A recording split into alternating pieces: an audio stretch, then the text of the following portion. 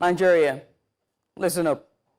Over the past week on X, formerly Twitter, a serious conversation was rising. Concerned citizens warning fellow Nigerians about the proliferation of GMO seeds and food and the urgent public health risks that they pose. Now, instead of saying focus on Nigeria's failing medical, scientific, and even infrastructure systems, we got hijacked. What really captured our attention was the renaming of the iconic Charly Boy Bus Stop in Bariga, Bagada to Olamide Bus Stop.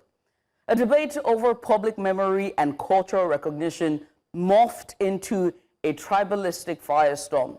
Ethnic slurs were flown over, insults ricocheted, and of course the original conversation and the original discussion about food security, failing health systems, GMO exposure evaporated before our eyes. So I want to be clear here, right? Renaming that bus stop wasn't just a name change, it was symbolic erasure, rewriting a cultural history rooted in resistance. Charly Boy wasn't only an entertainer, he was a voice against opposition and oppression. And that mattered to many Nigerians and most importantly, Lagosians. But rather than challenge that move on principle, Nigeria fell into tribal baiting. Does it sound familiar?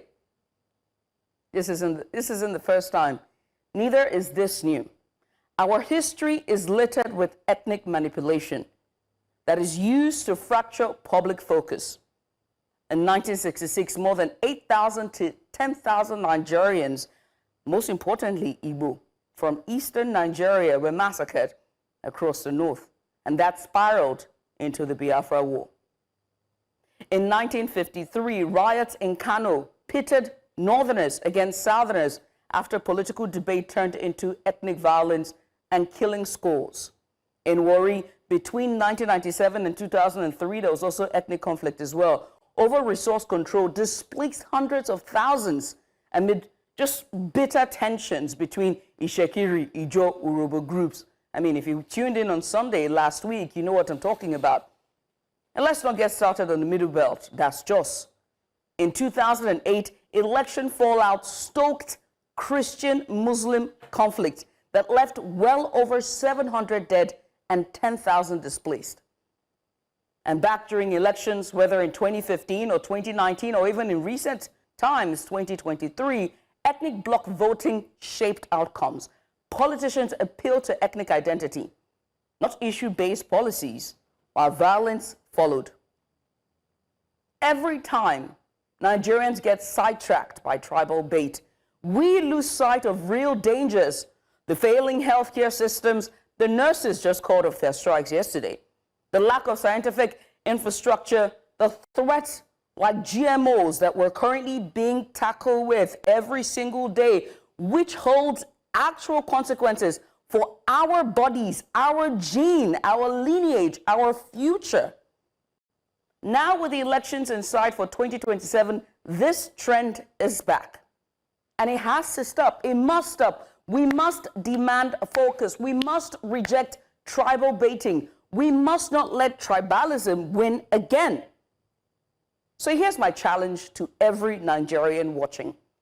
If your timeline rings of hate and tribal slurs over a bus stop, I will say stop. Ask yourself, what are we really fighting about? Are we distracted? Remember that Charly Boy was not a bus stop, by the way. He was a symbol of dissent, and that matter is bigger than which celebrity gets the plaque.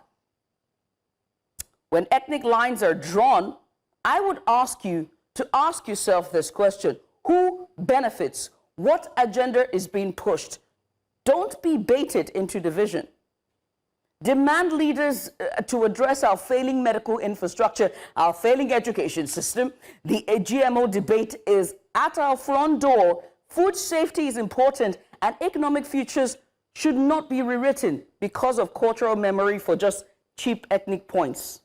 It's very important we bear that in mind. And most importantly, hold yourselves accountable. Share content that educates, not enrages. Speak truth to power. Stand for unity, not division. because I'm starting to think that our diversity might just be our weakness in the end.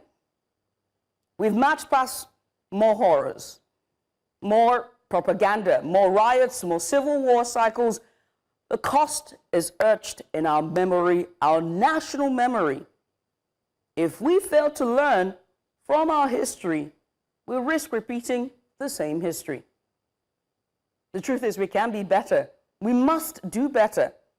So as we head into 2027, let's head into that year with clarity, issue-based debates, unified purpose, respect for each other's histories. Let us reject tribalism, not fuel it. If we cannot rise above a bus stop renaming, how can we solve hunger, disease, and injustice? I would say, and I hope you will, choose unity and not distraction, intelligence, not tribalism, and most importantly, truth and not cheap drama.